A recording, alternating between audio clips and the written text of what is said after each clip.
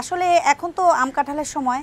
আম কাঁঠালের সময় এত মানে রসালো একটা ফ্রুটস, যেই ফ্রুটসটা আমরা এই সিজনে পাই বলেই আমাদেরকে সারা বছরই বরং ওয়েট করতে হয়। রসালো ফলগুলো যেহেতু খুব পটাশিয়াম অনেক বেশি থাকে, তো সেই ক্ষেত্রে আমরা স্পেশালি নিষেধ করি যাদের কিডনিতে কোনো সমস্যা আছে।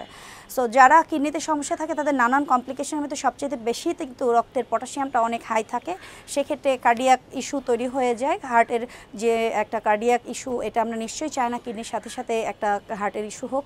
সেই ক্ষেত্রে আমরা অবশ্যই তাদেরকে বলবো বেশি পটাশিয়ামযুক্ত খাবারগুলো একটু অ্যাভয়েড করতে। আর মনে রাখতে হবে আম কাঁঠাল কিন্তু অনেক বেশি রসালো হওয়ায় এতে সুগারের পরিমাণটা অনেক বেশি, হাই কার্বোহাইড্রেট থাকে। সো আমাদের ওজন কিন্তু বাড়িয়ে দিতে বেশ হেল্প করে। সাধারণত দেখা যায় যদি ডায়াবেটিক পেশেন্টের কথা বলেন, যেহেতু এটা খুব সুগার কন্টেইন করে, আমরা কিন্তু 1/4 বলি একটা আমের, হয়তো এক পোর্শন। অবশ্যই সেটা ডায়াবেটিস কোন লেভেলে আছে তার উপর ডিপেন্ড করবে। কিডনির ক্ষেত্রেও তাই, আমরা কোনোটাই বলি না যে একটা বা 2-3টা আপনি আমের কোনো পোর্শন নেবেন। এবং কাঁঠালের যে কোষগুলো থাকে সেটা বড় সাইজ যদি হয় তাহলে দুটো, ম্যাক্সিমাম 3টা হতে পারে, আর ছোট হলে হয়তো 4-5টা যেতে পারে।